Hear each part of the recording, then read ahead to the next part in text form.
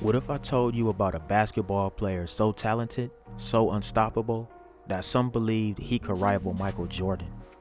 A player whose rise to greatness seemed inevitable, whose story was poised to inspire millions, until it ended in the most tragic and senseless way imaginable.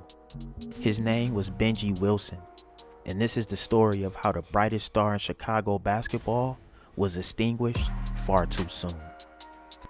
Benji Wilson grew up in Chatham, a neighborhood on Chicago's South Side, a place where violence and poverty loomed over every corner. Chatham was a neighborhood that wasn't supposed to produce success stories, but Benji was different. By the time he entered Neil F. Simeon Vocational High School, he wasn't just another talented basketball player. He was the player. At 6'8" and still growing, Benji's combination of height, skill, and athleticism was otherworldly. On the court, he was electric, graceful, dominant. Off the court, he carried himself with the quiet determination of someone who knew he was destined for greatness. As a sophomore, Benji became the only underclassman to start on Simeon's varsity basketball team. By his junior year, he had led the team to its first ever state championship, putting the entire city of Chicago on notice. Everyone, from fans in the stands to NBA scouts, could see it. Benji was special. He wasn't just the best high school player in Chicago, he was the best in the nation. For a city like Chicago, where gun violence claimed countless lives and dreams, Benji was more than a basketball player. He was a symbol of hope. The kid from Chatham who was going to break the cycle, make it out, and become a legend. College recruiters flocked to Simeon to watch him play. Coaches compared him to future NBA greats. People whispered about his potential, saying he might someday rival Michael Jordan. The path ahead seemed set in stone until it happened. November 21st, 1984, the day that changed everything. Benji was preparing for a major tournament game. Simeon was scheduled to play Evanston Township, the same team they defeated in the state championship just months before. The anticipation was high, but Benji never made it to the game. That afternoon, he decided to skip lunch at school and grab food with his girlfriend. It was supposed to be a quick walk, a brief moment of normalcy in a life consumed by basketball. But on the streets of Chatham, no moment is ever truly normal. While walking to a nearby store, Benji brushed past three teenagers. It was an ordinary bump on a crowded sidewalk, something most people would forget in seconds, but not this time. One of the teenagers turned and an argument began. Witnesses say Benji apologized, saying, "Excuse me," but the response he got was chilling. "There ain't gonna be no excuses." In an instant, the situation escalated. One of the boys pulled out a gun. 2 shots rang out. One hit Benji in the chest, the other in the groin. As he collapsed to the ground, the boys fled, leaving Chicago's brightest star bleeding on the pavement. More than 600 people were murdered in Chicago last year, and police officials say the homicide rate could end up being 30% higher this year because of increased incidents of violence, such as the kind that claimed the life of 17-year-old Ben Wilson. Police have identified the suspects in his murder as members of a street gang. Those gangs are responsible for 61 murders so far this year. Among the many questions being asked today in light of Wilson's death is, where does such violence start and how can it be stopped? Gangs come from the community in which they are committing their violence. They live in that community, and until the community gets involved with their children and sets up alternatives to the gang structure, the gang problem in their area is not going to get any better. It's going to get worse. If I have to be one voice crying in the wilderness, I'm going to be crying. I'm going to keep saying that it's wrong to hurt people and that it starts with little children being taught to hurt people. The death of Ben Wilson has brought widespread reaction and condemnation for the violent way in which he died. I think Ben Wilson's death is going to show Chicago, if not the nation, that there is a serious problem, and if the good that can come from this will result in some serious actions against the proliferation of handguns. Benji was rushed to St. Bernard Hospital in Inglewood, where doctors worked desperately to save him, but the damage was too severe. The next morning, on the same day his team was set to play their tournament game, Benji Wilson passed away. He was just 17 years old.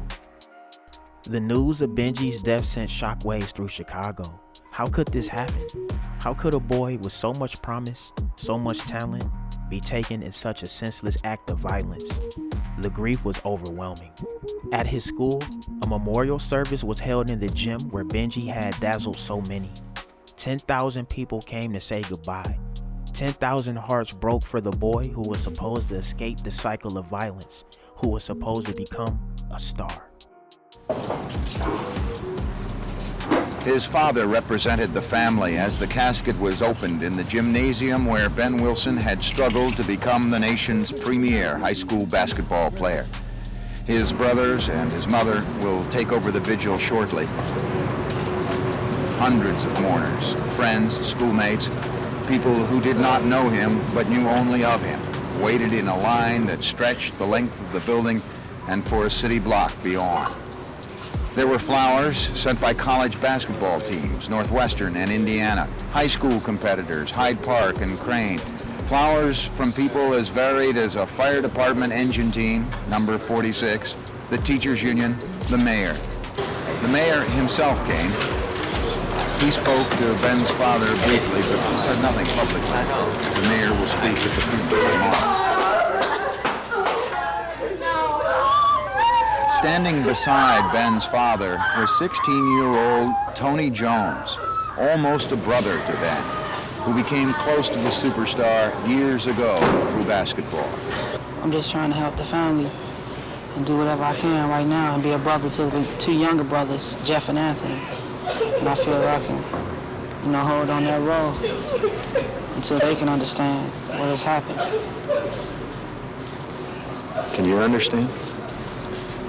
I don't see how anybody could understand why two young men would take another man's life who seems to be trying so hard to succeed in this world that we live in now. No matter how many people filed past that casket, the line outside seemed to continue growing. Among them, a congressman, a former mayor, who refused an escort to a side entrance. This will continue until 10 o'clock tonight. The funeral services will be tomorrow at Operation Push. Phil Walters, Channel 2 News at Simeon Vocational. But the loss was felt most deeply by those closest to him, his family, his teammates, his infant son. Yes, Benji had a child, a boy who would grow up without ever knowing the father who was supposed to rewrite history. The mother of slain basketball star Ben Wilson spent this morning at the Reverend Jesse Jackson's house, going over funeral arrangements for her son with Operation Push's executive director, Reverend Willie Barrow. The funeral will be held Saturday at Operation Push, where thousands are expected to attend. Young Wilson, only 17, was gunned down in an attempted robbery Tuesday afternoon as he walked near Simeon High School with his girlfriend. He was a nationally sought athlete, ranked the #1 high school basketball player in the country.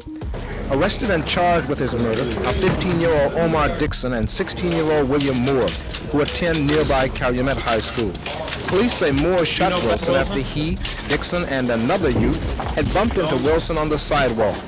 Reverend Jackson says perhaps the attention given this shooting will spur new efforts to combat similar crimes. This could very well be the beginning of a major and serious drive in this community to tackle killing head on. We've simply hit the breaking point. So often our young people are killed, and it's just accepted as a way of life, but it should not be accepted as a way of life. Contact with the Wilson's pastor, Reverend Nathaniel Jarrett, will offer the eulogy at the funeral. We're hoping to have just a cross-section of persons present to share their concern and to share in this great loss. A Benjamin Wilson Memorial Fund has been established at the Independence Bank on the South Side to help pay Wilson's medical bill. On Saturday, visitation for young Wilson will be here at Operation Push from 1 to 2 p.m. The funeral will follow immediately. Benji's story didn't end with his death. His legacy was carried forward by the teammates who honored him in their next game, defeating Evanston Township in a blowout victory. It was what Benji would have wanted. Over the years, countless players from Chicago have paid tribute to him, wearing his iconic number 25 as a symbol of perseverance and potential. Players like Nick Anderson, Jawan Howard, Derrick Rose, they all carried a piece of Benji with them, ensuring that his name would never be forgotten. Even decades later, Benji's impact is felt. He became a symbol of both hope and heartbreak, a reminder of what could have been, and a call to end the senseless violence that claimed his life. His story was even immortalized in a Nike commercial, a tribute to the star who was taken too soon. 1 out of every 5 black men died before they reached the age of 25. That was Benji's number. Benji was the first in Chicago history to ever be named top high school player in the nation, right before he was gunned down. But you know what? Benji's not dead. Benji's spirit lives on in every jump shot. Remember, shoot over brothers, not at them. Benji Wilson was more than a basketball player. He was a son, a friend, a father, a symbol of possibility in a world that so often feels hopeless. His story is a reminder of the fragility of dreams, of how quickly a life can be stolen by senseless violence. And though his time on this earth was tragically short, his legacy endures, in the players who honor his name, in the city that still mourns him, and in the hearts of those who remember what he represented: hope. Benji Wilson should have been a household name. Instead, he became a cautionary tale, a boy with the world at his feet, gone in an instant. And as we reflect on his story, we're left to ask ourselves, how many more Benjis will it take before things change? How many more dreams will we lose to the violence that steals them away? The brothers of Chicago high school basketball star Ben Wilson forgave the man that killed him more than 30 years ago. This is a picture of Wilson, and at the time of his death in 1984, he was being recruited by some of the nation's top programs, including DePaul, Indiana, and Illinois. Anthony and Jeffrey Wilson say in 2000 their mother asked them on her deathbed to forgive the shooter, William Moore. The men first met him in 2017 and then appeared publicly together for the first time this week in front of around 350 Chicago public school students, where they shared their story. Ben Wilson, also known as Benji, was a 6'8", 17-year-old forward from Simeon High School when he bumped into 16-year-old William Moore. Moore later told the brothers an argument followed and he pulled a gun and shot Benji. He said at this week's event he did not have the emotional tools to end that argument peacefully and lives with Wilson's death every day. Moore also shared that his own son was shot to death 3 years ago. This week's event, previewing the documentary Both Sides of the Gun, was moderated by rapper and actor Common and former U.S. Education Secretary Arnie Duncan, who was a childhood friend of Ben Wilson. This is the story of Benji Wilson, a star who burned brighter than most but was gone far too soon. Alright y'all, that's been the story of Benji Wilson. Chicago legend, man, gone too soon. Took him out before he had a chance to make it to the NBA. I wonder what would have happened if he would have made it. You know what I'm saying? Like him versus Jordan, like how would that have worked? But I don't know, man. Hey, get in the comment section, man. Let me know what y'all think. You already know what it is, man. Drillers and trappers, we out here trapping and drilling 247. Don't go nowhere. Watch that next video. Gang!